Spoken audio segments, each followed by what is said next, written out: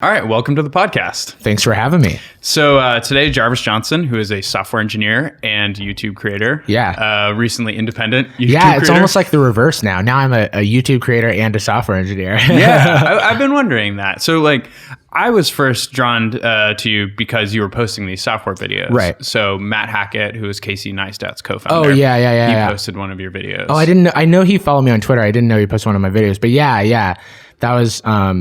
I think when I started out, I was trying a bunch of things, and the first video that I had that got any traction was actually on Facebook, where I posted a video that was making fun of the technical interview in the software industry, and I posted it in a Facebook group called Hackathon Hackers or something like that, and they kicked me out for self-promotion, but before they did, it had started going viral. It got 300,000 views or something. Oh, okay.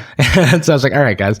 Yeah, there's so many things I want to cover, but this is an interesting angle because you're both the beneficiary of the software industry, right? Sure, yeah. But then criticizing it too. Yeah. And I'm wondering how you toe that line.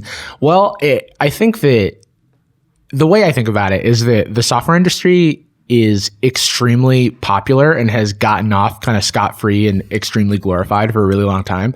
And being in it and being someone who had this dream of entering the industry and being a productive contributing member of it, and then coming and doing that, I both was really gratified with the work that I've been able to do, but also realized that there's a lot of stuff that people aren't talking about for whatever reason.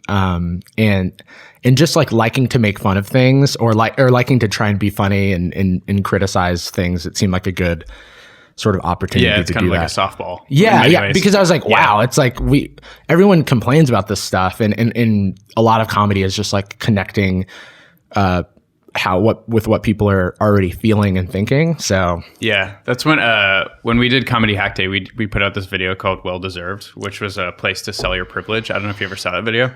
I didn't. It was really good, but basically this was of the time when sandwich video just happened and every company was putting out the same kind of soft music video with the big sweeping shots of San Francisco. Yeah. And it was put it out, immediately works. Yeah. And I mean, I think that's what things like Silicon Valley, the show, do really well. And I think I benefited from the fact that I was coming from the inside. And so I had a lot of information that I could then condense down, hopefully to something that was palatable to people who were both in and outside of the industry. Yeah. But I mean, in spite of the criticism, I think you're actually doing a lot of good for the world, getting people into programming. Yeah. And thank you. I think that I don't think about that as much when I'm making this stuff, but I do still to this day get a lot of messages from people who tell me that, and I'm super grateful.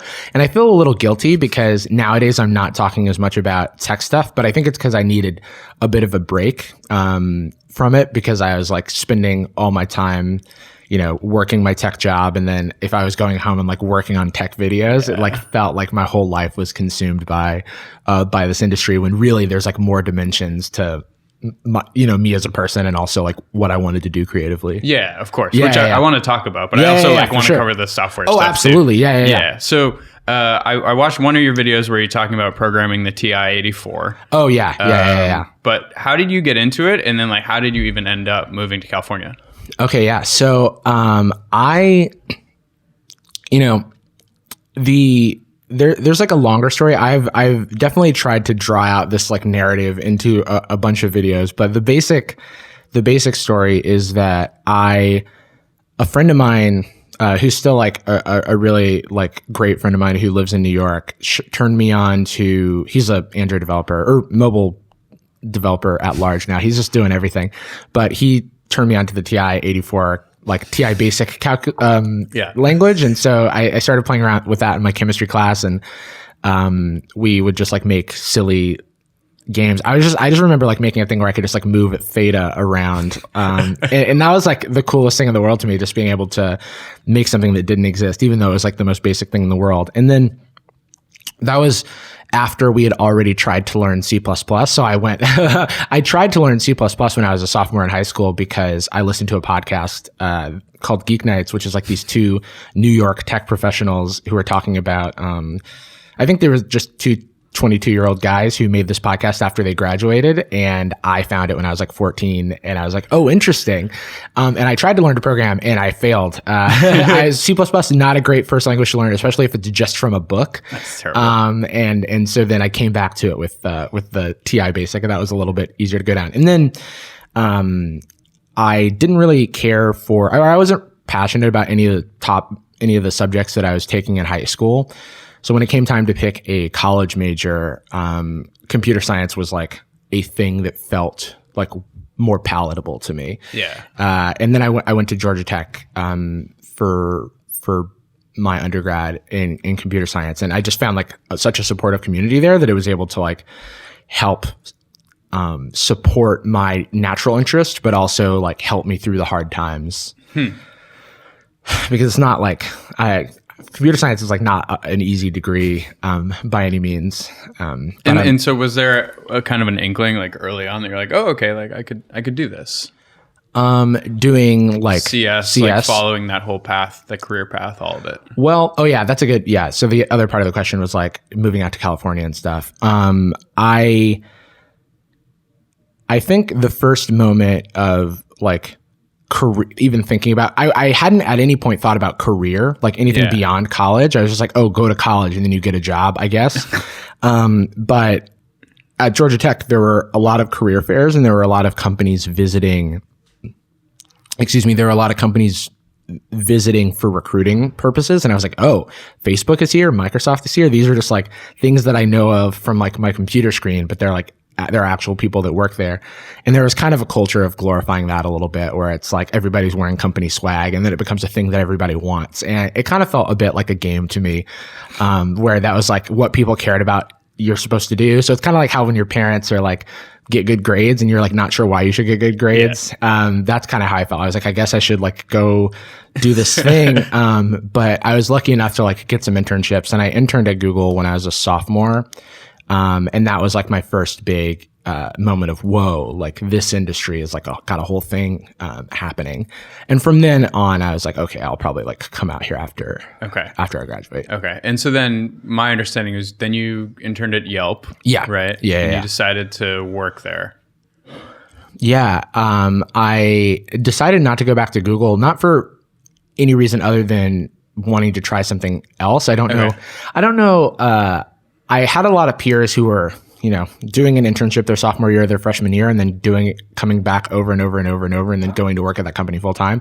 And that never quite made sense to me, because the company can never value the intern that much, and you miss out on getting a lot of experience with a bunch of like very different companies, because companies at different stages, or even at exactly the same stage, can operate completely differently, and you're never really going to know what you like unless you try a couple of different things. So I went to Yelp just to like try something new, and it was in San Francisco, and I didn't like living in the South Bay when I was interning at Google, and didn't want to do a big commute. So Yelp was a good fit there. And I just had such good mentorship that I wanted to come back full time. Yeah. I think a lot of these jobs can create a scarcity mindset in people. And they think, oh man, I don't know if I could ever get the Google job again. Yeah. And the reality is most likely you can. Over a long enough time period, especially because there's definitely false negative rates and false positive rates in the interviewing process, but there's also so many opportunities that it's bound to, even if you don't do well in the interview this year, you can try every 6 months, you can try every year. And there's so many of those opportunities that something's going to land. It really only takes one. Yeah. I thought that was actually a really nice piece of advice that you gave, because you interviewed at Yelp twice. Yeah. And most people think like, oh man, once I fail the Facebook interview, I'm gone. It's because it's such you grow so much, and so much changes. I also interviewed at Google, or interviewed for the Google internship and failed it. And then got a call back for like a different program, and they like used my failed interview, and I didn't have to interview again. So it was like a weird situation of like, that's actually maybe a theme in my life. It's like, this seemed like a failure at the time, but it was actually not. I just like framed it that way in my head. Interesting. And so like, I want us to be mindful of how we frame our failures and like the narratives of our lives, because they may not actually be that. Yeah. Like objectively speaking. Right. I mean, like you said, over a long enough time frame too. Like when you keep doing things, you keep getting up. Yeah, absolutely. Yeah. And just keep getting up. That's I know. Well, that's really the story of it all, especially with creators. Yeah. So at what point do you decide, okay, Yelp, this has been cool. Like I want to move to a smaller startup. So it was more, I definitely could have stayed at Yelp for a long time because I had like a lot of good people around me that were supporting me and stuff like that. My rate of growth, at least as I was perceiving it personally, was slowing down. But it was more that this opportunity came up that was kind of, not something that was in my purview, which was working at Patreon. I was like I was in India at like a wedding, and a friend of mine had just started working there and was like, hey, you should interview. And I was like, oh wow, like should I don't know. Like because it had always been, I had been a fan of, like, my YouTube and tech career like very intertwined, because I knew about Patreon because I've been following Hank and John Green, who are YouTubers who've been around since like the beginning, and I've been following them since or very early on in their YouTube careers. They had started something called Subbable that Patreon then acquired, and that's how I was aware of Patreon. So I was like, oh, I could be working on stuff that they like care about and that they use. And that value proposition was like enough for me to at least interview. Yeah. And so it was really my proximity to YouTube that inspired me to like make the change. And then and I felt more confident in my technical skills, because when I initially started out, I think I wanted to work at Google because I was afraid that I like couldn't hack it at a smaller like startup. Meaning that you wouldn't have the mentors? Yeah, or like that I didn't know enough. Like I knew, like I did a lot of hackathons and stuff in college, and I had all these friends who were just like self-starters who knew, who could really just build something all their own, the full stack or whatever. And I didn't feel super confident in my skill set. Like I wanted to work at a bigger company because I felt that I would learn patterns. I would develop a skill, like something that I could then work downward from, and like know how things scale up for larger companies, and then apply them to smaller companies. But I had enough confidence in myself at that point. It's not necessarily a bad idea either. I mean, I heard you mention you had student debt when you graduated, and I was in the same boat. Like I didn't work at the big company. That's a different kind of pain. Yeah, no, that's another good example. I think there's a safety there. I think there's a lot of advice that's going to say like, oh, you might learn so much more at the startup, and it's like maybe that's true, but I think you should be asking like, am I going to learn the right stuff? Am I going to learn good habits and good patterns, or am I going to be like trying to build something with like the fire, like the worry that the company's going to collapse on my shoulders? And I'm going to be doing that for like far less money. And if you've got, your own personal finances to take care of, or you've got dependents, or you're helping out your family and stuff, I think that the smart decision in a lot of, I know that the smart decision for me was to work at a bigger company out of college and take care of all that. Cause it was just like if I had student loans now, I wouldn't have been able to do half the stuff that I was like able to do. I mean, it's also a complete mindset shift. Yeah. As soon as you're in the black, you're like way more optimistic about things you could try out. And you're able to invest, all that money that you're investing in student loans, you can now invest in your own like financial safety net. Cause like that was not something that I had. And so I needed to build that for myself before I could think about kind of like put on your oxygen mask before like helping children or whatever. Yeah, dude. I want to talk about this like in related to creative confidence and risk aversion. But before we get there, for sure. I want to talk about you switching from an individual contributor as an engineer to a manager. Right. Why did you want to do that? So, I always enjoyed I enjoy the act of like engineering. I like making things. I like creative problem solving. But I had in the back of my head that like there were other ways for me to contribute to use more of my like full skill set. Cause I also had this background in college. Like I was a teaching assistant. I like breaking down the problems, and I like the people aspect of the technical roles. And it wasn't that I felt better suited to that than anyone else, but it was more that I noticed that a lot of I noticed that it was rare that I cared about that stuff, that stuff excited me as much as the technical problems. And in my career, and in my life, I think about the rare combinations of skills that I have rather than the like absolute like value of those abilities. And I'm like, well, if I can take this like technical ability and I can also like spend a lot of time talking to people and thinking about like larger picture stuff and also career development and stuff like that. That's something that I'm curious about. All that combined with the fact that I had a really good manager at Yelp who was like an inspiration for what and an example of what like a good management could do for a team. And that was like super cool to see. And I was like, wow, like it would be neat to like walk in that person's like footsteps or to try to model myself after that. Right. Well, I think it's one of these things where you're studying it in school or on the side, CS. And you think, man, this is fun, but I don't want to completely live in the console. Right. And I very much felt like that doing like hackathons and stuff on the side, you know, like I was an English major, like I have, you know, interacted with people, right? Right. But it's a little scary to think about. Yeah, no, that's definitely a thing. Like in college, I lived that lifestyle, that sort of archetypal, you know, what's the kind word to use? But I like how, you know, I had my hood up. I was like in my terminal. I like used, you know, the cool Linux distributions or whatever. Sweet keyboard. Yeah. I didn't quite switch to Dvorak as my keyboard, but I judged people who were using Macs, which is like the loopiest one.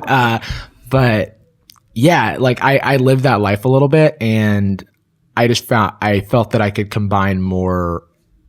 All of that's to say that I knew that I eventually wanted to try it out. Mm-hmm. But then the opportunity presented itself, and it was at Patreon, where I had already been there for almost 2 years, and I had like a lot of trust and a lot of support from the people around me and in a peer circle of other people in management. So I wasn't like flying completely solo. So it felt like the right environment to try it.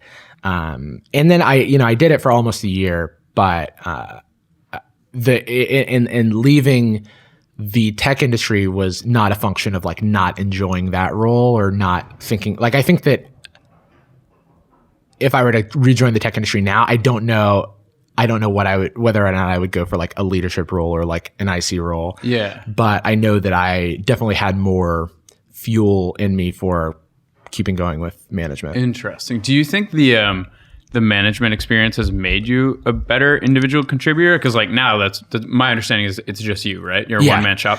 Has it improved, I don't know, your goal setting, your efficiency, any of that kind of stuff? I think a lot about process. And I think that thinking about process and like operating efficiency is like a super valuable skill set to learn.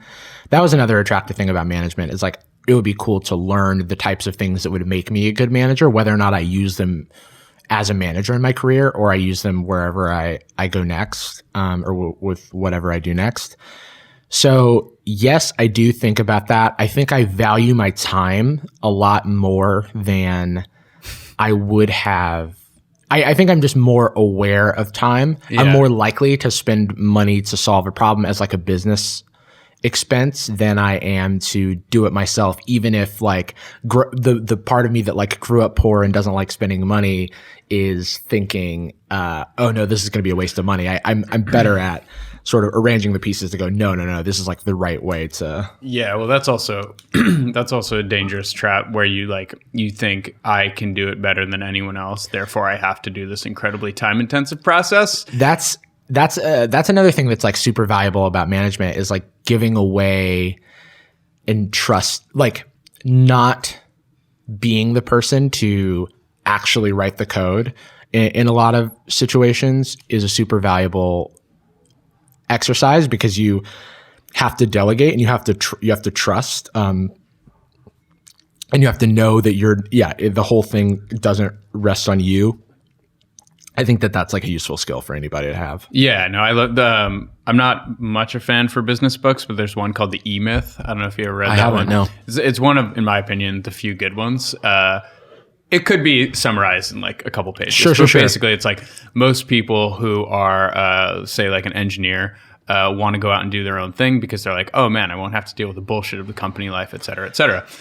And in doing so, they don't really realize that like running your own business is mostly not writing code. It's like doing sales and all that stuff. And the big takeaway is you need to spend more time working on your business, not in your business. And that's what you learn when you start managing people, right? Like then you can abstract it and you can get better at that. Yeah, I think that's honestly what I go through a lot now with YouTube is that a lot of the time I'm spending on anything is not necessarily on creating content. It's about, it's on like essentially management tasks and not like the IC work. And I do draw a lot of parallels between like making videos and software engineering because to me it all like scratches the same itch of just like making something, like bringing something into existence. My Adobe Premiere setup feels a lot like my Vim setup where I've got like JK, L or whatever to like move things around.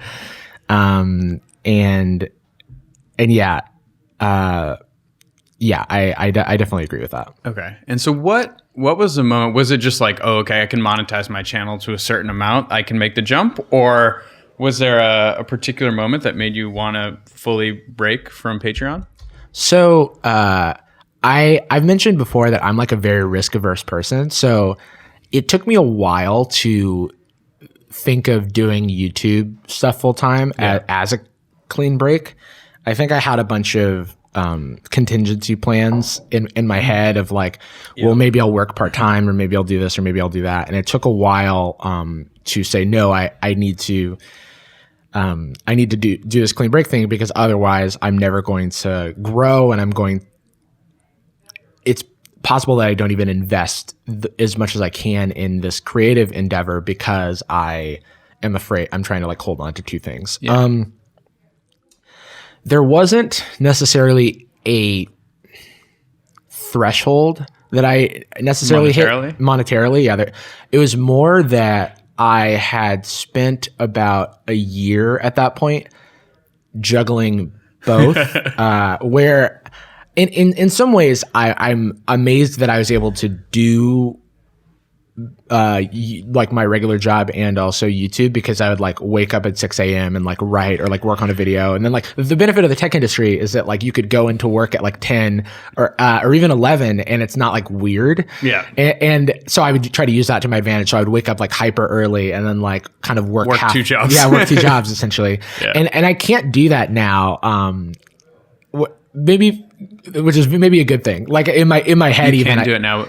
So even though it's my only job now doing YouTube stuff, I can't like harness that energy. You mean you got soft? Maybe it's like different. It's different. You're probably just much healthier. Yeah, I think it's just healthier because like the point that I was getting at with that is that I hit like a breaking point where I was like, this is no longer sustainable because it's like I don't like see my friends or anything like that. I'm like just this working machine. So because the other part of that was I was also working weekends. Yeah. And while still just trying to figure like a lot of my YouTube stuff is like trying to figure things out like with like what I want to even make rather than making stuff sometimes. So I would just spend a lot of time researching stuff or like in empty Word documents that it's just like never feeling satisfied with like your output is like a really dangerous. Interesting. So was there any one particular moment where you're just like underwater on everything and it just broke or how did it go? Yeah, I think there was this time towards the end of last year where when I started managing, I kind of made an agreement with myself not to do any IC work and because I thought that was going to help me like transition better. And I was just like doing a lot more coaching and stuff because the benefit of switching into management at a company that I'd already been an IC at is I had a lot of context on stuff. So I was able to use that to like not actually have to write the code myself. Yeah. And then there was a period towards the end of the year where we had switched into doing work that required a lot of like back-end expertise and our team like loadout didn't have people who were like had that background at the company. Like a lot of people who are willing to learn, which is amazing. But like what we needed was like a back-end tech lead. And that was like a role that I've held before, but we couldn't just like grab that person. Like it all takes time. So I also started doing IC work again. And when I was like doing IC work and management work and making videos, I was like, I can't keep doing this. This is like, this is the worst. And so then, so what also happened sort of at the same time was that like YouTube started like blowing up. Yeah. And my YouTube had gone from a thing that like I could just like take a month off if I really needed to something where like I had like 300 or 400,000 subscribers, not overnight, but like over a month, basically. Which is insane growth. Yeah. And it's like, well, we can talk about that. But, and I was like, well, there's like an opportunity here. Like what happens if I'm actually able to like put more into this? Yeah. Because at a certain point I was only making a video every like 2 weeks or a month, if that. And it was like things were still happening. So I like really wanted to, I didn't want the ship to sail without me capitalizing on it a little bit. And I still like, I'm not really a regrets person, but I'm like, oh yeah, I definitely felt like I left a lot on the table like in that time because I couldn't capitalize on the moment because I think that the moment has passed and now I'm like waiting for the next moment in terms of growth. Cause I think that YouTube growth happens in like waves.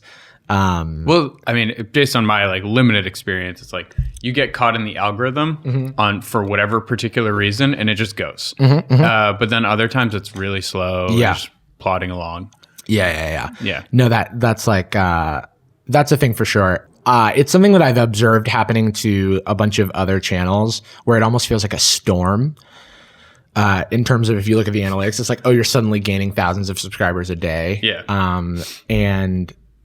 And then that's not happening for like, whereas like normally maybe you're getting 500 or 1,000 subscribers a day or 200 or something like that. And that storm passes eventually. And while it's there, I do think that there's like ways to capitalize on it. And I was like, okay, I don't know how long this moment's going to last, but maybe this is something I could do for more of my time. So I started thinking about it, like having conversations.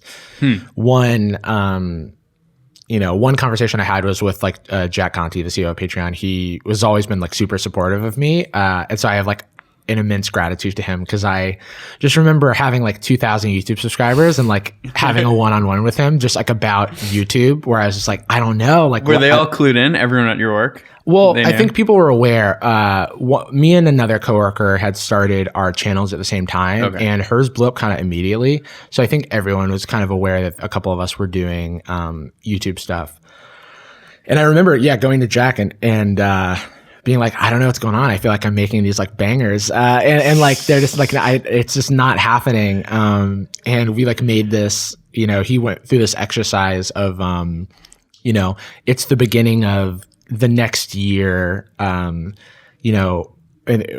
what is the press release? Like last year was your like perfect year. What is the press release for what happened? And it's like, well, I made these videos, whatever. It's like, how many subscribers do you have? What is your relationship with your fans? And going through that exercise was like, put me at ease about like whether or not I was on like the right track. And I had a conversation and so like, that was just like, I was just continuing to chug along and I had I called Jack and told him that I was like thinking about potentially doing YouTube more full time.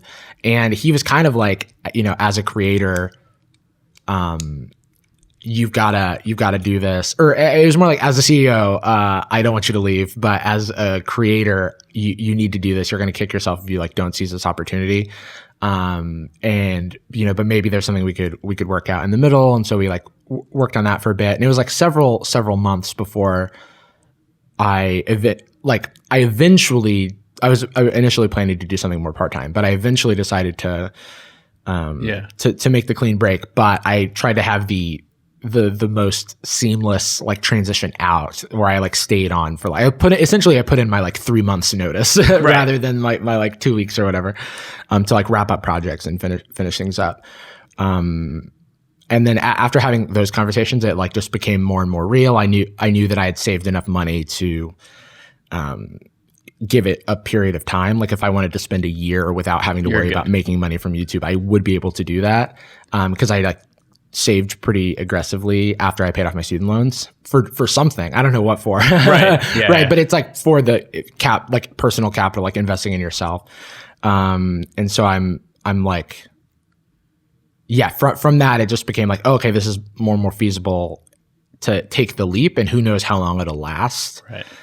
I mean, it's tricky because obviously YouTube's fickle. Yeah. But I think that the relationship between creators and entrepreneurs is very similar. Yeah. Right. Yeah, you just feel like, oh shit, like now is the time to build this channel. Like I'm having like the early drips of users come in. Like I have to jump on this right now. Or there's like a clear market opportunity here. Unfortunately, my brain does like think about things in those terms often, so I have to pull myself back into just like making stuff that I, want to. So this is the next thing I wanted to talk about. So you mentioned it already, like the relationship with fans, and it's something that I'm always curious about with our channel that I need to do a better job of, like talking to the users, basically. Right. But then on the other hand, you're like, I kind of want to make the stuff I want to make. Yeah. And so how do you balance that? Yeah. Well, it's definitely not easy. I take a lot from the fact that I just witnessed a lot of user interviews and creator interviews when I was at Patreon, and thinking about how random users relate to a product. A lot of people, just humans in general, don't know what they want. So, and that's like dismissive, but I want to like bring that back with like, we don't know what we want, but at the same time, what we are saying we want does mean something. It does like indicate some, maybe it's a problem. Like in the user experience world, you're trying to like get at the underlying problem that someone's having so you can address that. And that's kind of how I try to take the criticism when I'm thinking about it. I like YouTube comments hurt my feelings sometimes, but same. Yeah. But I mean, I'm not gonna lie about that. So I'm not perfect at this, but in terms of how I let it inform the content, I do a lot of like reach outs and asking people what they want to see, but I don't take it as like requests or fans, I don't. Or who do you reach out to? I'll do a poll on like the YouTube community tab, or I'll ask, I'll tweet something, or I'll post something on the Instagram question and answer thing, which I wish it was easier to export the answers from that, but and I use that as like a sense of taking the pulse on things, but you also have to qualify that with like, or couch it in this is the 5% of my audience that actually follows me on social media, or this is the percentage of people who will actually say something, and so you've got to use that as like one data point, but then you're also looking at your actual metrics, when and then you are where you want to take things, because no one would.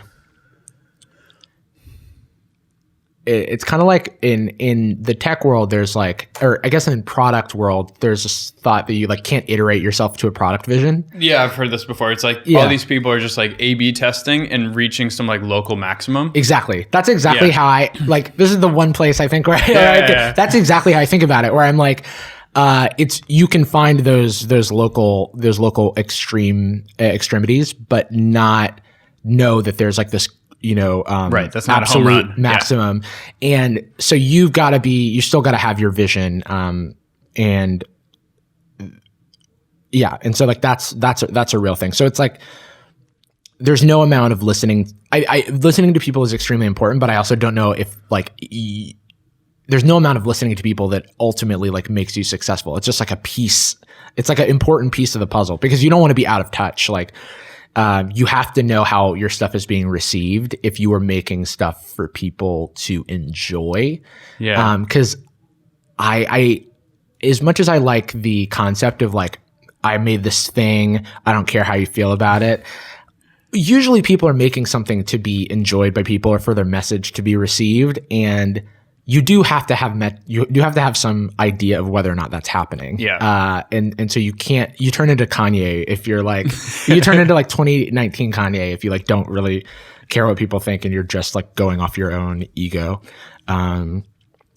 So it's a delicate balance, but I try to look at everything in like a beautiful soup. Yeah. Was there any point where you realized that like because you haven't put out that many videos? I put out like 70 videos, so it's not that many. Yeah. Which like for people who don't pay attention to YouTubers, that's nothing. Yeah, right? Exactly. And it's for sure. Yeah, I mean, you do great work. No, people put out a video a day, for example. Yeah, exactly. And it's like, well, go ahead with your question. Well, my question was there any particular learning where things really started to click for you when it really started to grow? Was it adopting the mentality of going all in? Was it a certain stylistic change? Was it obviously the tech videos did well for you? Yeah, I think the first thing that I figured out worked were tech videos. And so then my channel became me doing stuff that I wanted to do. And then when the numbers would start to die down, I would like make a tech video. And like what annoys me,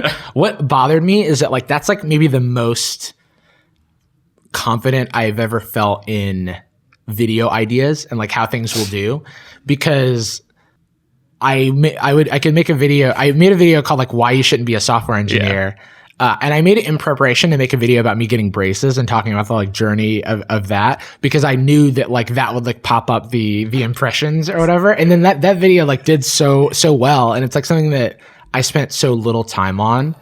And like that it like taught me a lot about how like the effort that you put in doesn't mean anything for the quality. It doesn't mean anything for how it will be received. And also like, yeah, you just can't judge. I think me as a person, and I think a lot of people have like I'll just talk about myself. I have like a completely whacked out like idea of how I value my own work and my own output. Okay. And it's lessons like that. There's tons of lessons on my channel of like how I'm completely out of touch with that. But I was saying something about the tech video, or was there a moment that I felt like I figured it out? Yeah. I think no, except for the fact that I knew that tech videos did better than non-tech videos. So I would like throw tech videos in there to like sort of tentpole the other content while I was like continuing to experience. But it's a weird strategy. Like because now if you look at your videos, like there are some tech videos still, but the lion's share of them are not. And like not that many channels do that. And not that many companies think like, okay, we're going to have like this product for this audience and then this product for this audience. And like the overlap might not be the same. Yeah. In my mind, there was a thread that connected all of that stuff. Yeah. And I still think there is a thread that connects all that stuff, but a lot of what dictates what does well and what doesn't is like the click-through rate on the thing, and if you see a through line between, I made a video called "The Worst Software Engineering Advice I've Ever Seen," and it was like my first foray into the commentary genre because I was really enjoying watching those videos on YouTube. And the reason I made that video is because I was like, okay, I know that people like tech videos from this channel, and I really like commentary videos. So let me like make a tech commentary video that I can then pivot hopefully into just commentary videos, because I wanted to get people used to like that format for me, so that then I could like remove the tech. But what I, misjudged at the time, this I don't think ended up mattering a great deal, but like what I misjudged at the time was that the click through on, even though at the end of that software engineering advice video, I talked about this channel called 5 Minute Crafts. When I actually made a video about 5 Minute Crafts, no one clicked on it. And that's fine, but it's a indication of audience expectation and like the story that you're telling to the audience and the value that audience gets from your channel. So I found out that there were just a lot of people, the value that they got from my channel was strongly correlated with like me talking about tech because I wanted to get this like information from tech. And so if that value prop wasn't immediately obvious, then they wouldn't click on it. And so like that was like the takeaway from that moment. Yeah, it's tricky, man. There are so many weird things that you can do, like just depending on title, and at the end of the day, like, you know, you just keep pushing it out. It seems yeah. Like, no, for sure. Yeah, I guess the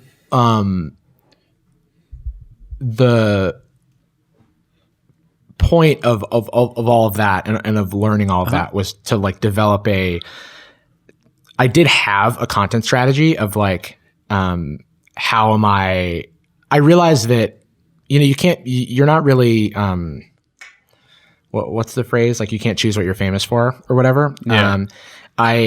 I made some tech videos because they were getting the most traction, but then it like kind of got away from me. And even though my channel wasn't a tech channel to me, it was like a tech channel to other people. Totally. And it's like, I've like run the numbers. At like no point did my channel have more than 50% tech videos, but because in my head I was like, that was never the thing. But now to this day, of my 70 videos, like 20 of them are tech videos.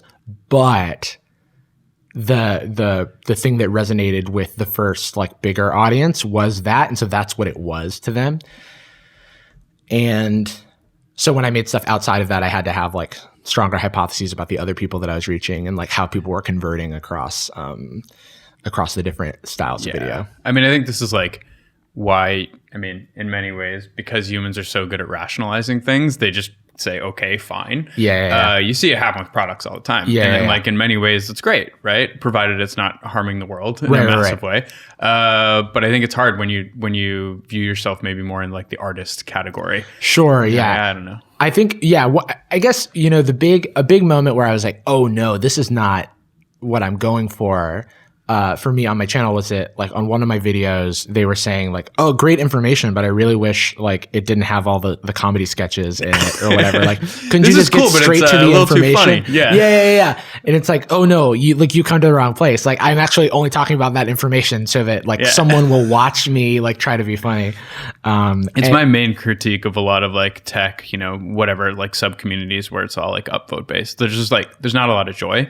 And I think it pushes people out. Bad. Yeah, and I think that and tech is something that I'm still like I still want to talk about, but I don't have a lot of energy for it in this current like moment, and I haven't figured out what I want my voice to be there. Yeah, because I eventually made a second channel for tech stuff, and I just haven't really posted on it. But like my first video that I posted did well, so I could tell that like the audience is like still. I thought they were good. I watched those. Yeah, like, and then you did the AMA, which is funny. Like, and like I accidentally made that live video public, and I have an edited version of that for an actual post. But then I was just like, all right, maybe we'll just leave it. But yeah, it's like I want to get back to that, but I just like haven't. I don't have my shit together. Is essentially the. I mean, and it's also fair when you're like, hey, listen, I've expressed these certain ideas. Like, I know that many people might want to hear the same thing over and over again, but like that's not really where I'm going. Yeah. And I think that I'm sure I can do like some sort of advice or Q&A type thing, but it's just like not where my attention is right now. And so a lot of what I talk about is like a function of where my attention is. Which is great. Yeah. So you did get a bunch of questions, some tech related from Twitter. Yeah, and that's totally chill. So one question I really liked was from Nathan Allebach.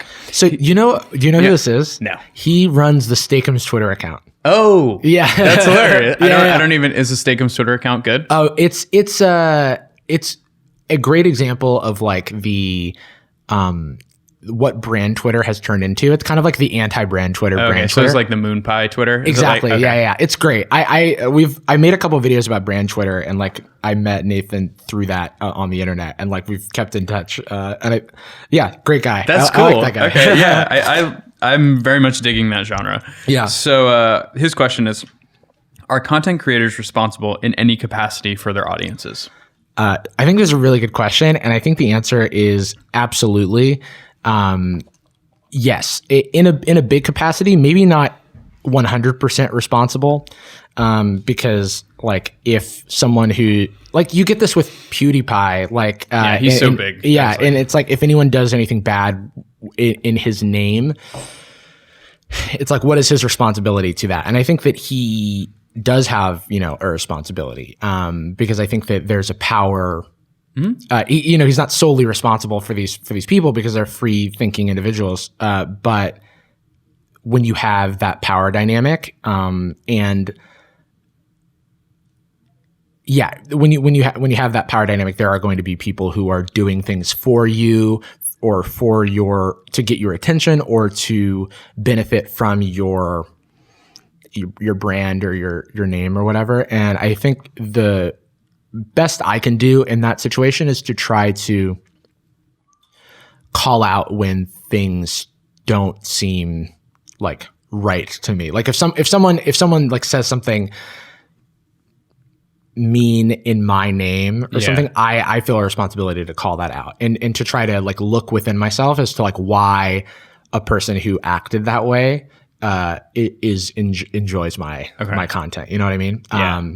And then make whatever changes are necessary. I've been lucky enough that like I haven't run into this, but I think you see it a lot with these like big influencers. The one that comes to mind always is like Rogan. Yeah, because he's just like at this point, or PewDiePie, right? Like they're making something, and because of their actions, like maybe their action in a certain interview was like not preparing a lot. Yeah. And so therefore you're like somewhat responsible for misinforming millions of people. Right. Oh yeah. I mean, I think that creators should be, on the whole, like we should all feel a great sense of responsibility. That's really what I'm trying to get at. Like, I don't want to call out anyone in particular, but I just think that like when you have a platform and you have influence over people, it's not fair that you get all of the benefits of that without any of the consequences. Yeah. And so, with influencer marketing, I think a thing I have a problem with is when people are selling products that could be actively harmful to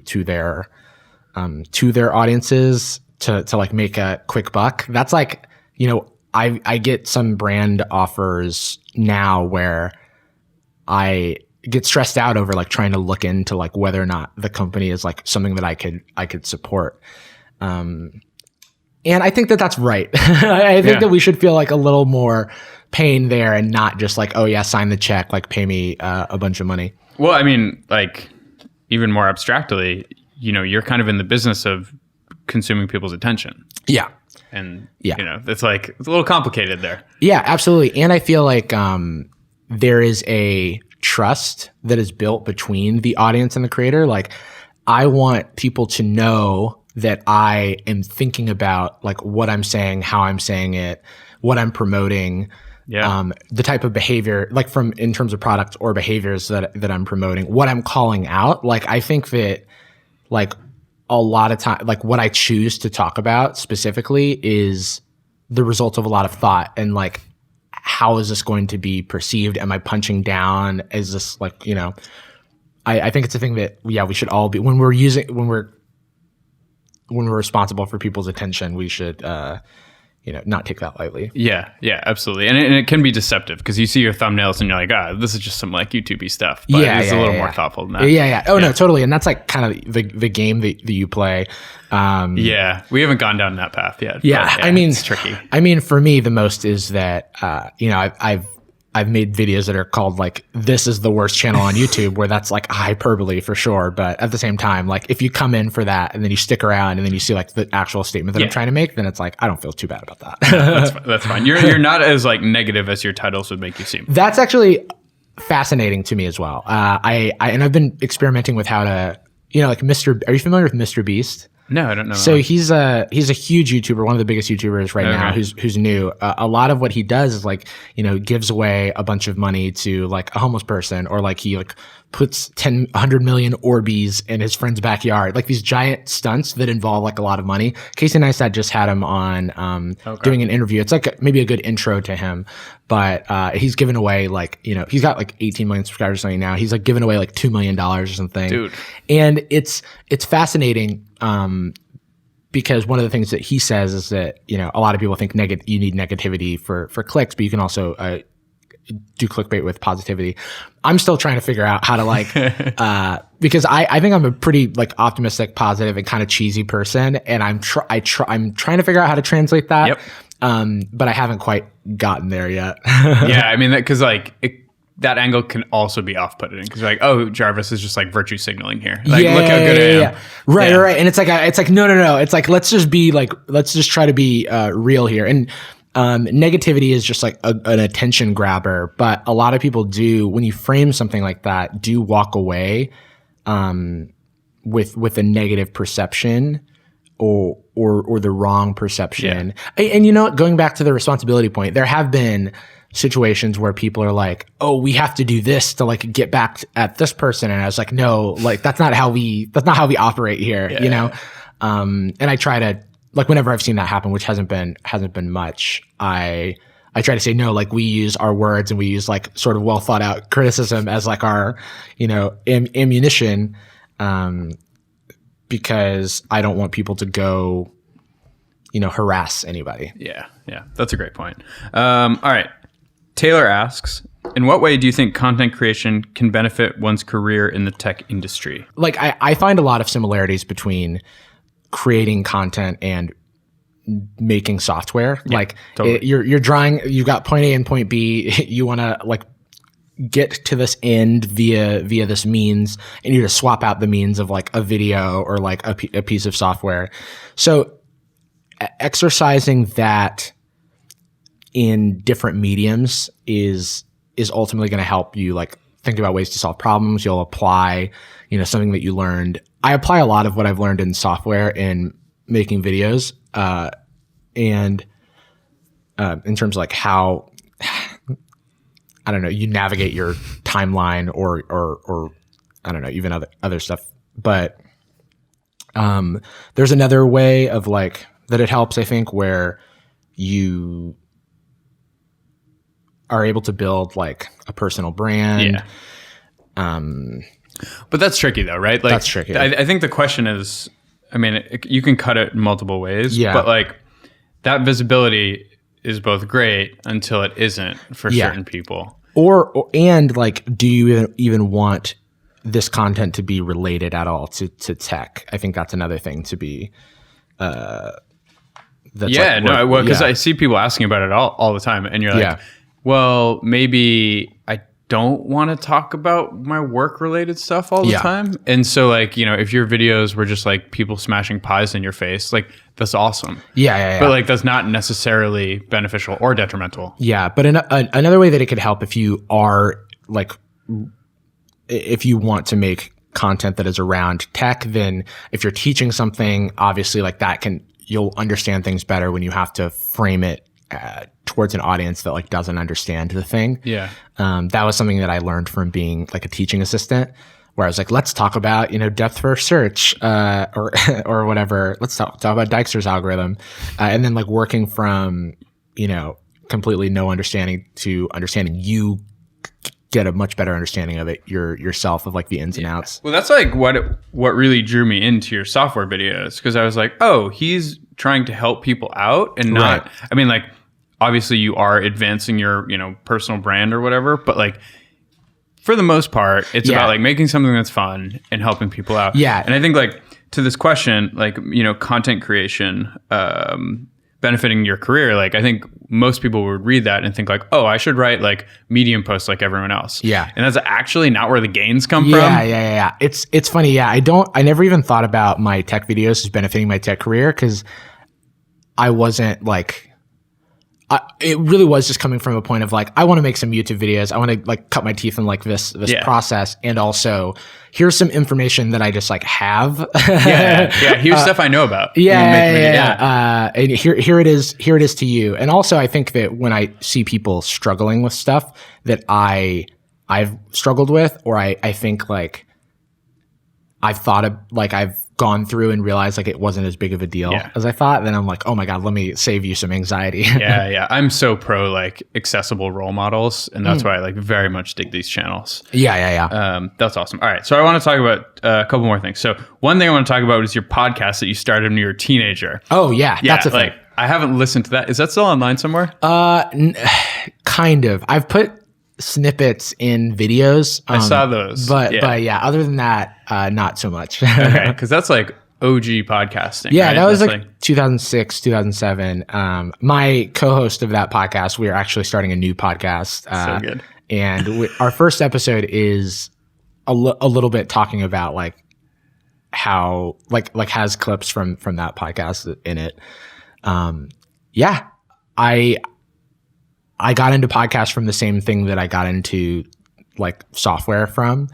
And whenever I get into something, I'm like, oh, I want to do that. That's usually what it is. And so it's like, whenever I find something that's like super cool, I'm like, oh, I like that. I want to do that. Dude, anything I've ever learned well has been because I want to make the thing. Yeah. Like anything I've learned poorly has been like, because like you need to learn this. Never. Yeah. I'm finding that so much now where I'm wanting to learn about so many things that I should have learned in high school or whatever about history or something, where I'm like, oh, I just like wasn't the right medium, or I like wasn't super jazzed. I almost feel like my brain has changed and like how I want to absorb information, but maybe it's just that like the stakes of everything have changed, and I'm less stressed out about getting the grade and more interested in just like learning things. Yes, learning for fun. Also, not having to learn 7 things at once, 7 different topics, which just seems like broken as well. That's a good point. But yeah, how old are you now? You're like, I'm 26. 26. About to turn 27. So 27-year-old could crush high school. Yeah, Like let me put me back in, coach. Also, like you do comedy stuff too. So someone asked, Octopus Blues asks, what lessons did improv teach you, and what would you recommend? Would you recommend other people do it? I recommend taking like one improv class to everybody.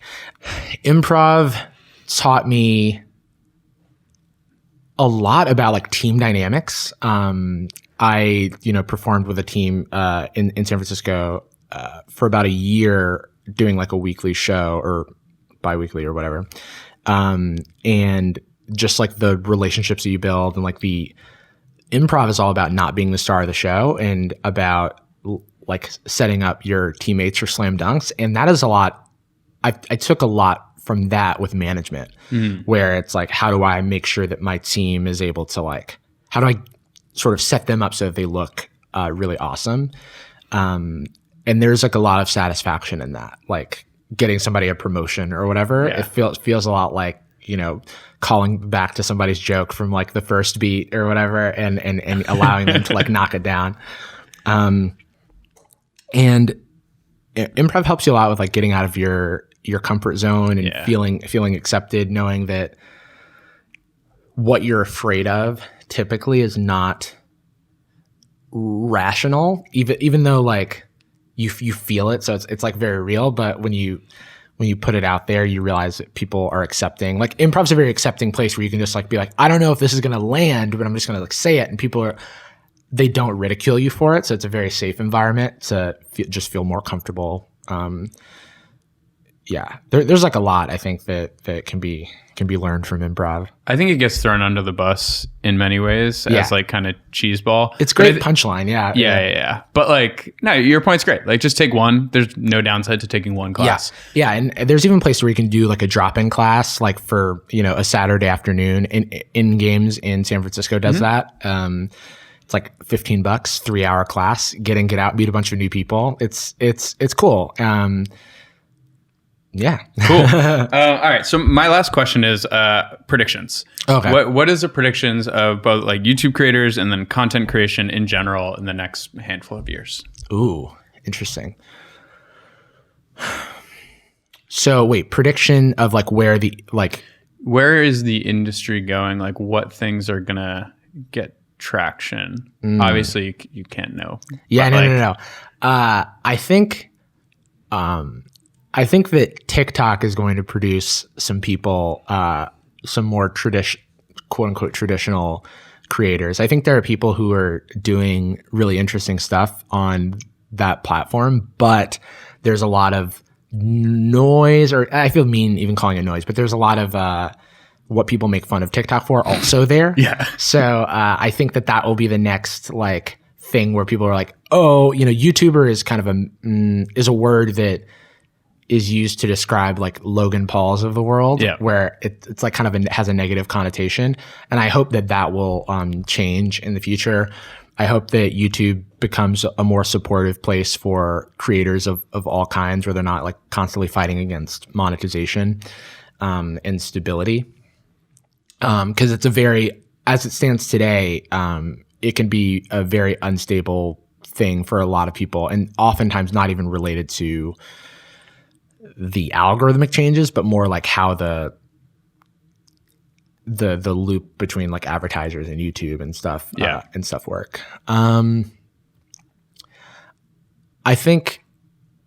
I hope that there's just like traditional media in a lot of ways to me feels like it is the way it is because of gatekeepers. Like it's kind of whenever there's like an incumbent and then somebody new coming in, there's all this energy towards keeping the incumbent in power. And that's what I feel that's kind of how I feel about YouTube and traditional media. Like it's interesting to me that like Liza Koshy is doing,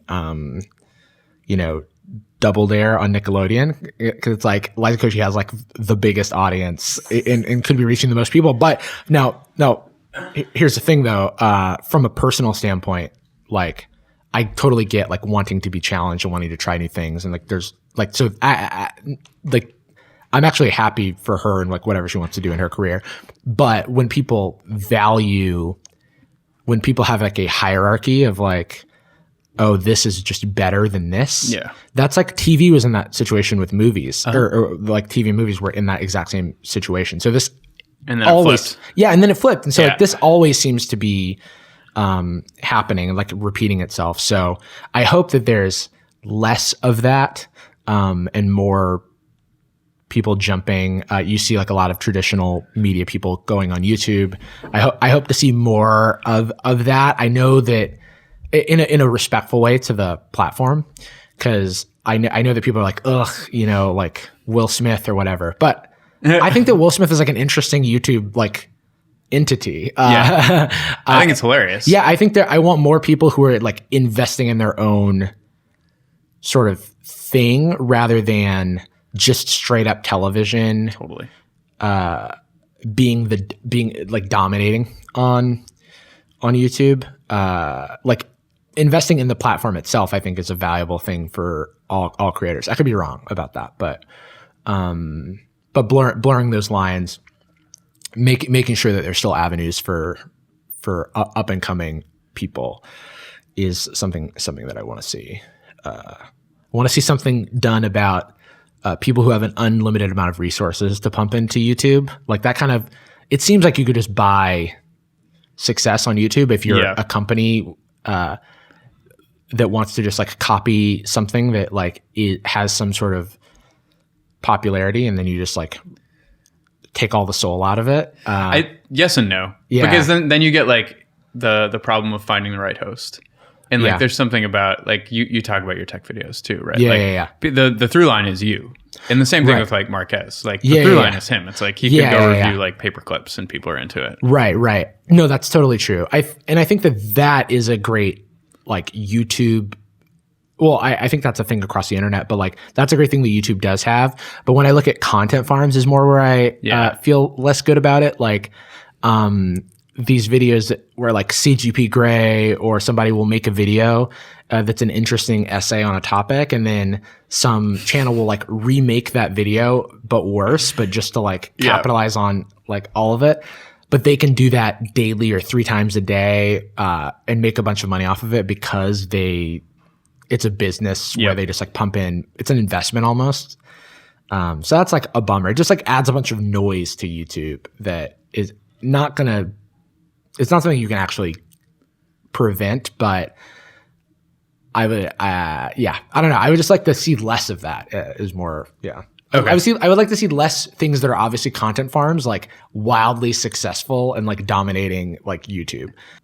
But we'll see. Yeah, I agree. All right, man. Thanks for coming in. Thanks for having me.